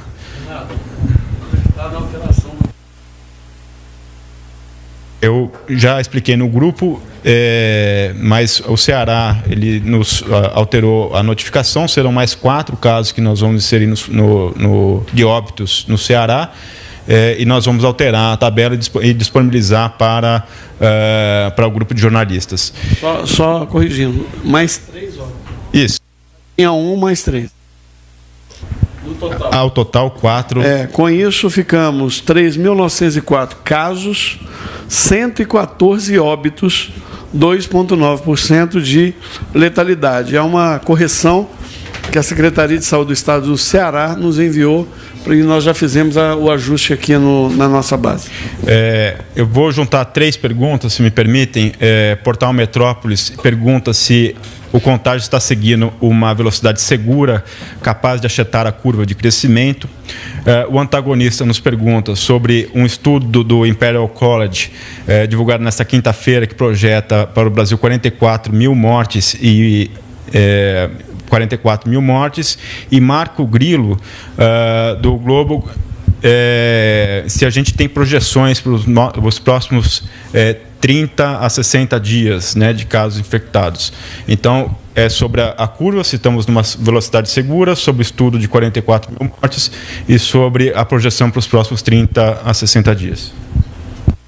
Bom, eu li o estudo do Imperial College. Eu acho que, como todo modelo, você tem muitos parâmetros que são muito empíricos, baseado em cenários diferentes, características locais não são contempladas, mas é um estudo a mais. Nós estamos com uma variedade enorme de abordagens, inclusive muitas delas apoiadas pelo próprio Ministério da Saúde, que as instituições estão colocando com acesso aberto, e estamos adotando, numa parceria com a Organização Pan-Americana da Saúde, a nossa referência. Então, a nossa referência ela é construída com a parceria da Organização Pan-Americana da Saúde, e na próxima semana vamos abrir todas as planilhas, todos os dados colocaremos no site para que todos possam ler, criticar, sugerir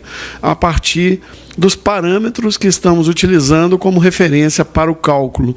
E possivelmente vão ser diferentes tanto do Imperial College como também de outros estudos. Eu mesmo venho discutindo e trabalhando em análises com a Universidade de Harvard.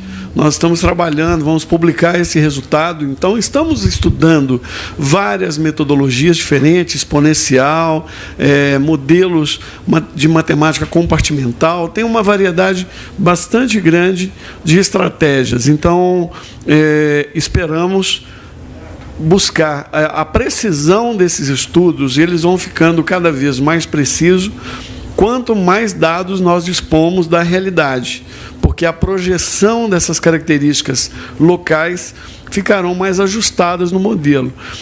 Para dizer se o ritmo de crescimento da curva ela está numa velocidade segura, não dá para dizer ainda. Ainda é muito prematuro. Como eu mencionei ontem, nós estamos no início da sazonalidade das doenças respiratórias, estamos comparando esses dados. Fizemos ontem um apelo para que as unidades de saúde, os médicos, notifiquem todos os casos internados de síndrome respiratória aguda grave, para que a gente tenha um padrão um pouco mais claro, porque o caso grave é um caso mais fácil de ser mensurado. Então, basicamente é isso. Eu quero complementar sobre a questão da curva. Sobe um pouquinho aí, Renato. Metrópolis, vamos lá. Essa aí. O ritmo de contágio está seguindo uma velocidade segura. Nós sempre estamos falando aqui de uma possibilidade de um crescimento, de 33% por dia, com uma possibilidade de dobrar a cada 3 dias. Nos últimos 6 dias, ou seja, de segunda-feira para cá, o nosso percentual de crescimento foi 22% na segunda-feira, 16% na terça, 11% na quarta, 20% na quinta, 17% na sexta, 14% nessa apresentação de hoje. Então, nos últimos 6 dias, nós sempre ficamos abaixo de 20%, no máximo uma de 22% de crescimento, ou seja, abaixo daquilo que nós estávamos prevendo. E aqui, nesse gráfico, a gente compara, a partir do 100º caso, 3 ou 4 países. Tá? Então, vejam lá, o mais escuro é o somatório de 3 países, é o somatório da Alemanha, da Itália e da Espanha. Vejam só, a partir do dia em que nós tivemos o 100º caso, hoje nós estamos completando 15 dias. Hoje faz 15 dias que nós já chegamos no caso número 100. O Brasil, onde é que está a curva do Brasil? O verdinho ali, ó. Olha o nosso crescimento em 15 dias, comparem com os 3 países individualmente, o amarelinho, que é a Alemanha, o verde, que é a Itália, o vermelho, que é a Espanha, e compare com o somatório dos 3. Por que o somatório dos 3? Porque a população da Itália, mais a Espanha, mais a Alemanha, ela fica muito parecida com a população do Brasil. mais ou menos 200 milhões de habitantes. Então, o Brasil, com 200 milhões de habitantes, a partir do dia que nós tivemos o caso número 100, tem este comportamento nessa linha verde. E o somatório dos outros 3 países de primeiro mundo, Alemanha, Espanha e Itália, tem aquele comportamento com a curva mais grossa. Eu acho que isso responde à pergunta que foi feita.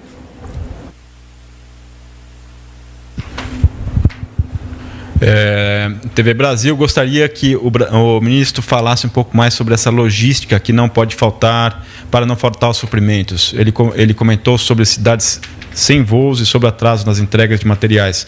Mas o que foi definido junto aos governadores? Não, o que foi definido com os governadores é que nós íamos aprimorar a nossa logística pelo seguinte. Vamos pegar Manaus.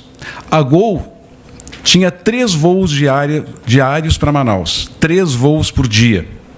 Hoje, a Gol tem 1 voo por semana.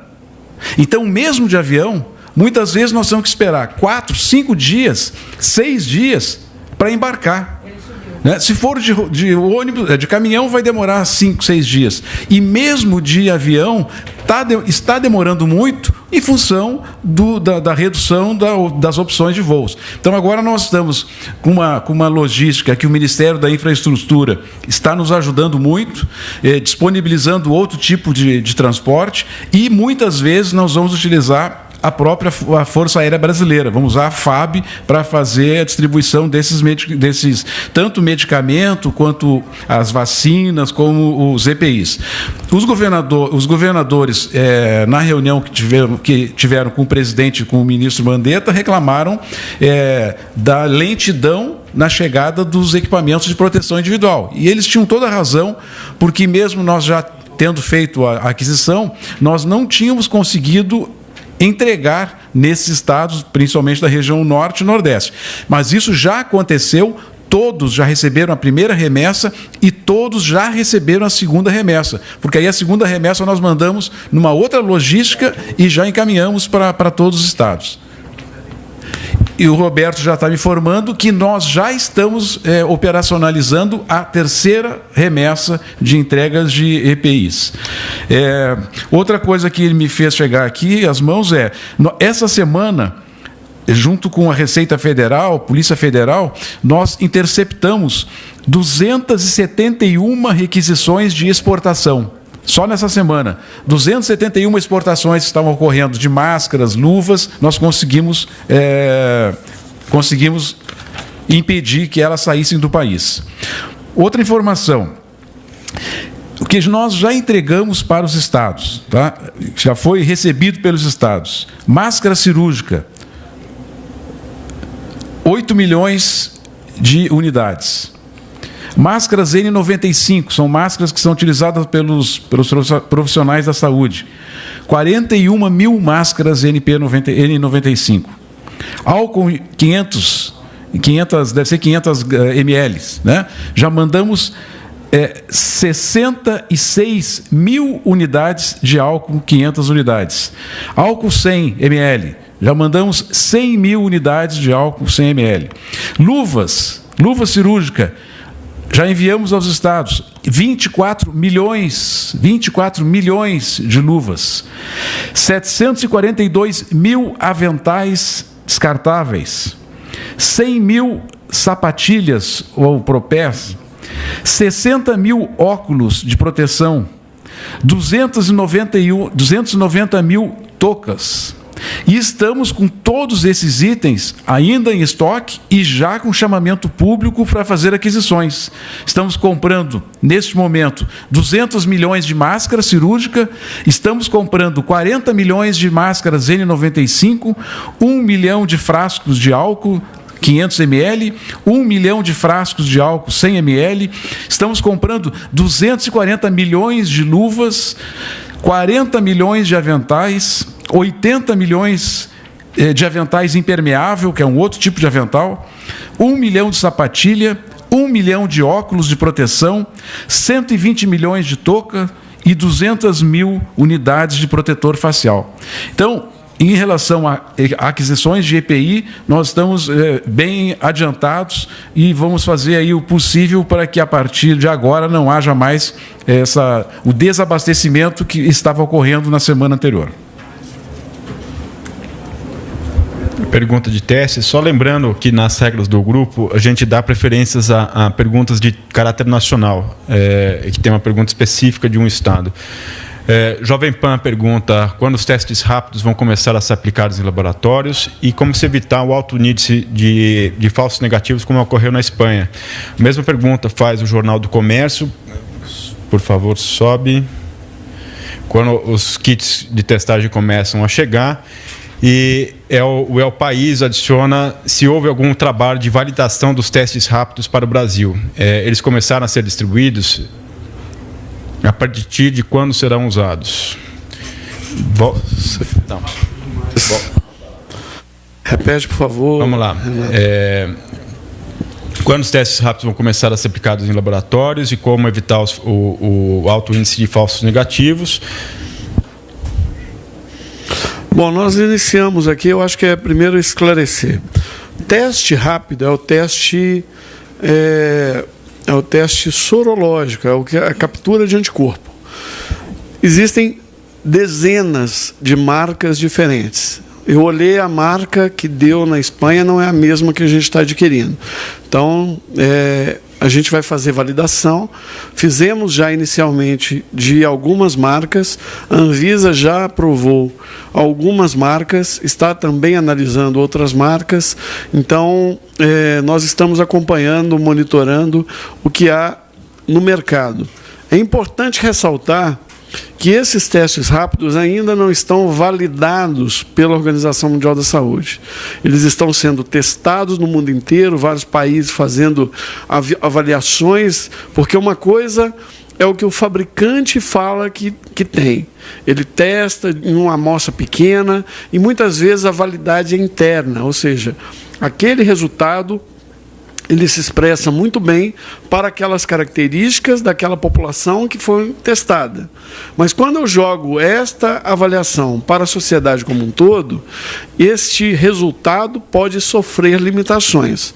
Por esse motivo, estamos trabalhando com profissionais de saúde numa primeira etapa, porque são profissionais que entendem, que sabem descrever melhor o que sentem, o momento que iniciaram os sintomas, e a gente pode, simultaneamente, auxiliar na tomada de decisão do retorno do profissional com a maior brevidade possível para o serviço, como também validar.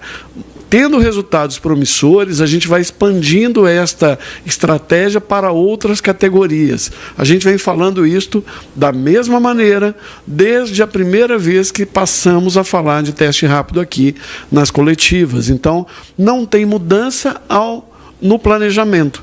Nós estamos dando seguimento e esperamos adquirir esses testes, receber esses testes já a partir dessa semana, um volume razoável para podermos iniciar.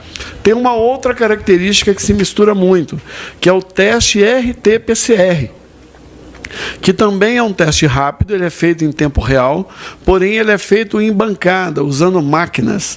E esses testes, nessa semana, iniciaremos a parceria com a rede DASA, com os equipamentos que estão para chegar de empresas, como o ministro mencionou, Bradesco, Itaú, Santander, para que a gente possa ampliar a capacidade e iniciarmos, ainda até o final dessa semana, com a estratégia piloto dos postos de coletas volante. Estamos trabalhando para que isso inicie o mais rapidamente possível. Isso vai auxiliar, juntamente com as demais estratégias que nós estamos estudando, escrevendo, discutindo, e aqui eu faço a menção a todos os secretários estaduais e secretários municipais que estão contribuindo com sugestões para aprimoramento dessas medidas. Nós estamos fazendo isso já há pelo menos 2 semanas, discutindo como que a gente pode fazer com que os profissionais de saúde que ficaram em casa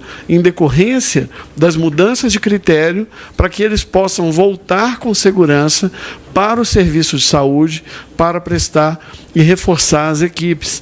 Então é fundamental esse trabalho.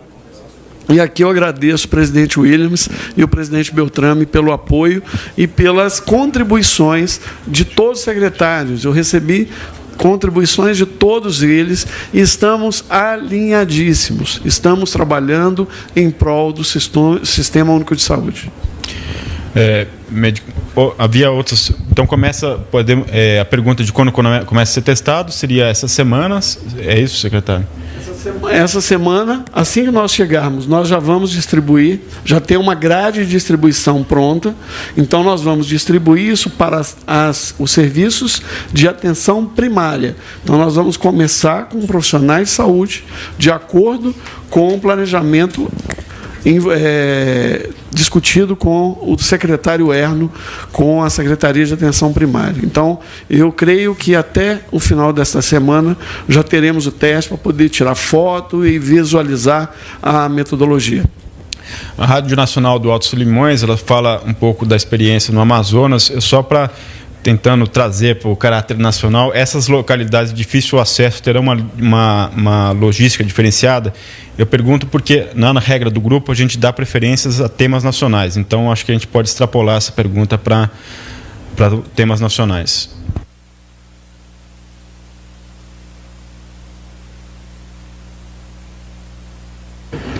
Logística de testes. De testes em locais de difícil acesso, como áreas ribeirinhas. Então, por esse motivo, nós estamos fazendo essa parceria com a rede DASA, porque ela tem uma rede capilarizada, para vocês terem ideia.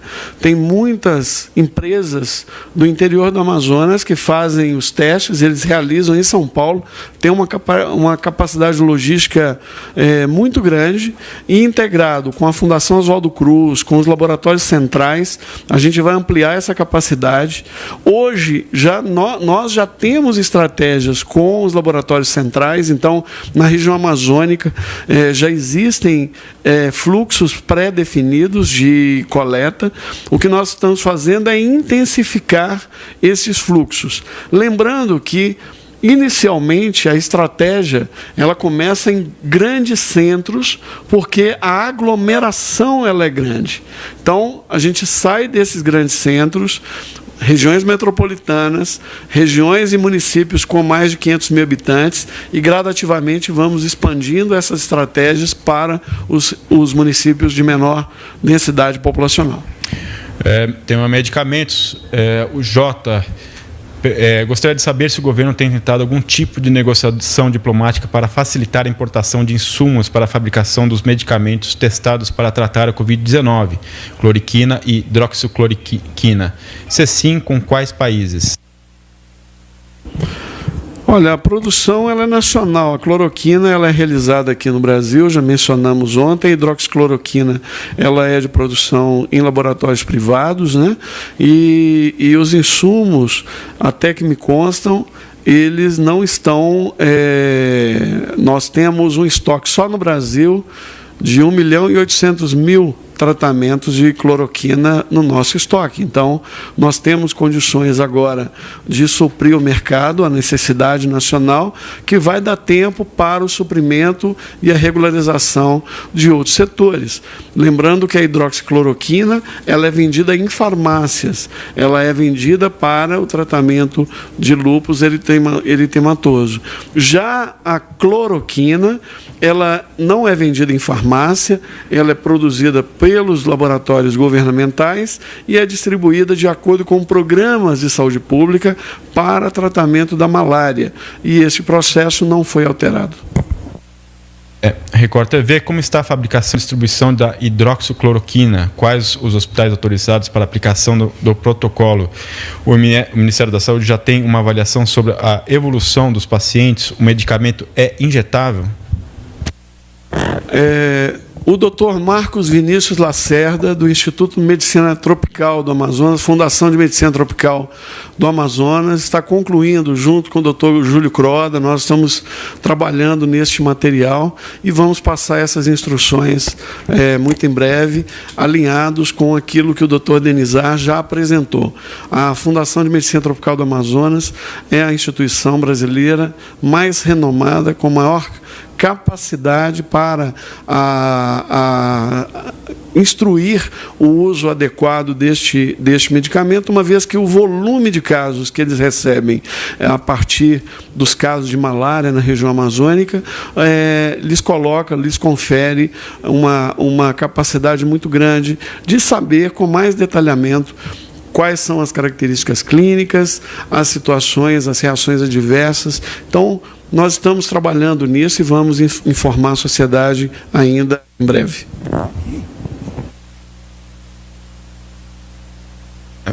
G1, na quinta, o secretário Anderson disse que os dados são bem técnicos ainda, mas que as medidas de restrição em São Paulo já mostravam um pequeno dentinho, muito pequenininho, no final da curva.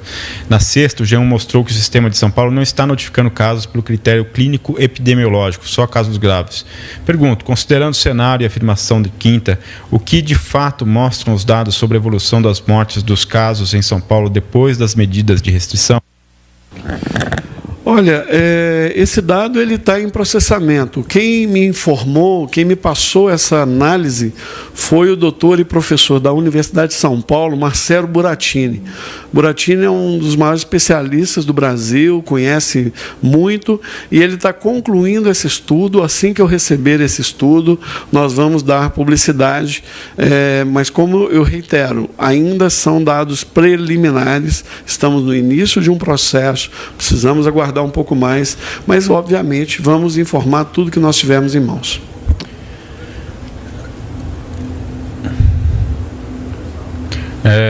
TV Globo, vocês têm dados atualizados sobre o número de infectados geral pelo Covid-19 por faixa etária, não só de casos graves?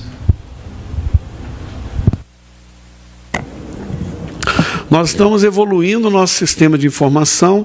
Eu entendo que o que se fala aqui são os casos sintomáticos, né? Os dados dos casos sintomáticos serão aprimorados gradativamente. Na próxima semana teremos mais gráficos, mais tabelas, qualificando o painel Coronavírus Brasil.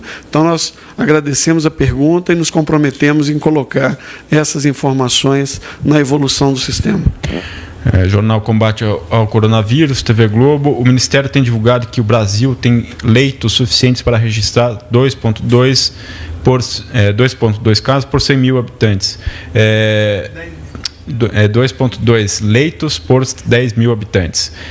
No entanto, esse índice considera plano de saúde, segundo a Associação de Medicina Intensiva Brasileira. Se os leitos privados, sendo os leitos privados, a relação cai para 1,4 leitos por 10 mil habitantes, próximo do limite da Organização Mundial de Saúde, entre 1 e 3 leitos por 10 mil habitantes. Além disso, a Associação dos Intensivistas prevê que no pior cenário da Covid-19 serão necessários 2,4 leitos por 10 mil habitantes, portanto, todos os leitos dedicados à nova doença. Diante desses dados, como o Ministério pode afirmar que tem leitos suficientes, com acréscimo de 30% prometido, como ficará essa relação de leitos por habitantes quando alcançaremos esse aumento de 30% das vagas? Seria bom que os intensivistas que estão fazendo esse questionamento pudessem consultar os seus colegas intensivistas de Nova York. Nova York é uma cidade que tem população parecida com a de São Paulo, e tem 1.200 leitos de UTI. O presidente Trump está fazendo uma grande operação para aumentar em 50% os leitos de Nova York e transformar os 1.200 leitos em 1.800. Nova York, 11 milhões de habitantes. São Paulo, cidade de São Paulo, tem 3.324 leitos. A cidade do Rio de Janeiro tem 2.225. Então, São Paulo tem quase 3 vezes o número de leitos que Nova York. Primeiro que está errado esse dado. Não são 2,2. A relação de leitos no Brasil são 2,6 leitos para cada 10 mil habitantes. O fato de ter uma parte no SUS e uma parte na rede privada não nos assusta, porque nós vamos usar todos os leitos. O Brasil vai usar os leitos da rede do Sistema Único de Saúde e vai usar os leitos da rede privada. Sim, nós vamos requisitar, nós vamos comprar, nós vamos fazer negociações com a rede privada e, se necessário, nós vamos usar todo o conjunto, toda a oferta, toda a capacidade instalada. Esses leitos vão ser utilizados por todo o sistema. Nós temos um Sistema Único de Saúde e o sistema privado faz parte do Sistema Único de Saúde. Então, nós vamos utilizar todos. Então, nós temos 2,6%. É bem mais do que é preconizado, é muito mais do que qualquer um desses países da Europa, com exceção da Alemanha, 3 vezes mais do que qualquer um desses países, proporcionalmente à população.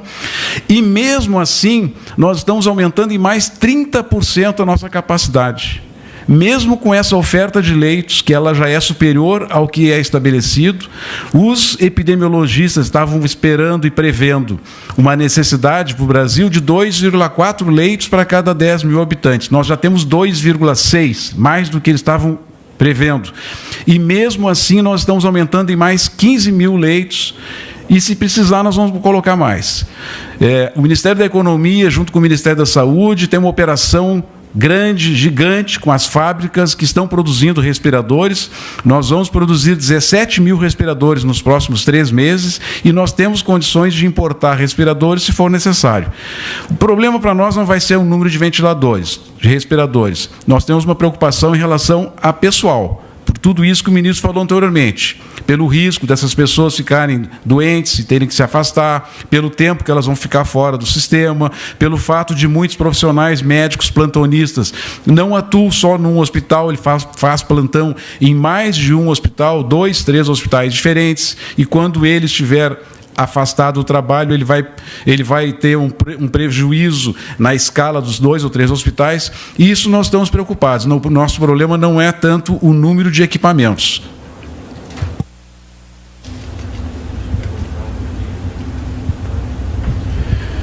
Hospitais de campanha, em relação CBN. Em relação à construção de hospitais de campanha, vimos que alguns imóveis da União estão sendo mapeados para esse fim. Já é certo, ou quase certo, que esses lugares terão que ser usados como hospitais improvisados, ou, por enquanto, isso é só uma preocupação? E de onde viriam os leitos e aparelhos para equipar esses lugares?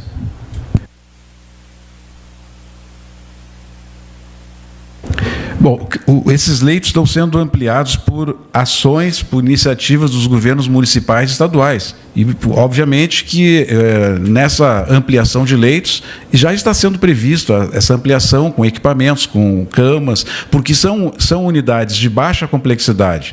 Então, esses equipamentos não vão, esses leitos não vão precisar de respiradores, não vão precisar de monitores cardíacos. Então, é basicamente cama e alguns equipamentos bastante rudimentares. Não tem nenhuma dificuldade no mercado em relação à produção desses itens. Secretário, a gente já estourou o tempo, mas eu queria pegar a última pergunta da vitamina D, que nos ajuda sobre fake news. Vamos lá. O que diz a vitamina D? Super Rádio SP, alguns sites especializados em temas relacionados à saúde divulgaram nos últimos dias a informação de que a vitamina D pode ter um papel importante na prevenção ao coronavírus, podendo ter mais eficácia do que a vitamina C. A informação é baseada em um estudo da Universidade de Turim. O Ministério já teve acesso a esse estudo? De fato, o consumo de alimentos que contenham vitamina D pode fortalecer o nosso sistema imunológico?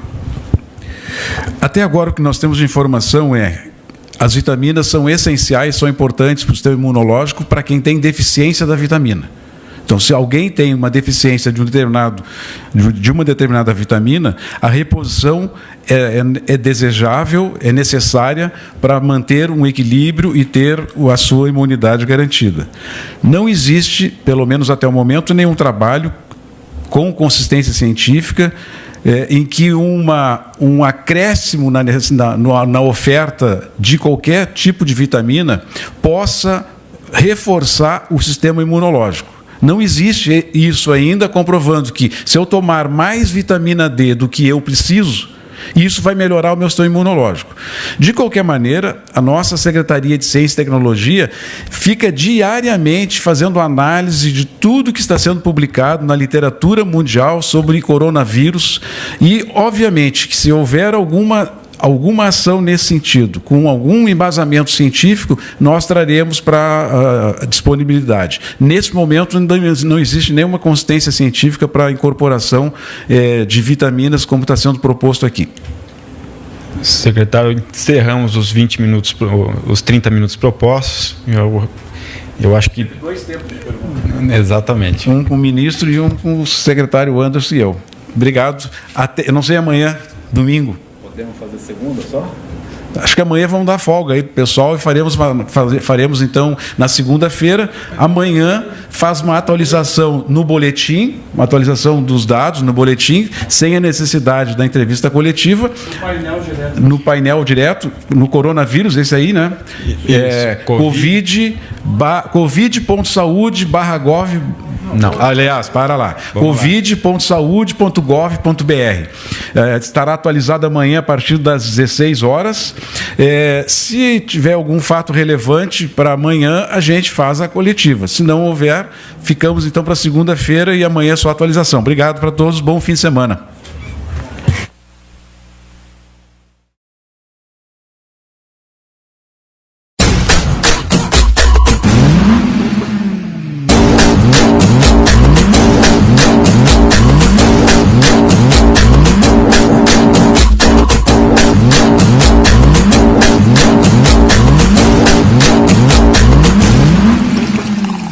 Ela só anda de Ferrari, coisa igual nunca se viu. A bolsa dela da Chanel vale mais de 20 mil. Ela é celebridade, tem jatinho, tem iate. E nos finais de semana, curte um funk na boate. O perfume dela é índio, mano, ela só porta grife. E as amiguinhas dela é só gata de elite. Camarote, área VIP, ela fica à vontade. Manda descer a champanhe e faz festa de verdade. Ela é celebridade, tem jatinho, tem iate e desfila de Ferrari. Ela é celebridade, ela adora uma night. Ela só vive na vibe e desfila de Ferrari.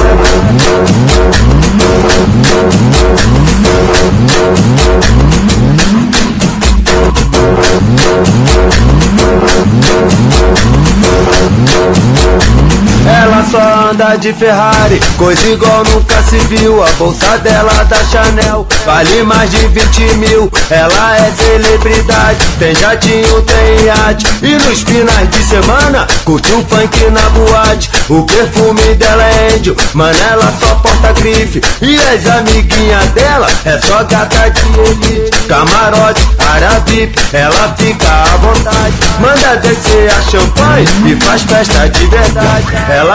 Ela é celebridade, tem jatinho, tem iate e desfila de Ferrari. Ela é celebridade, ela adora uma night. Ela só vive na vibe e desfila de Ferrari.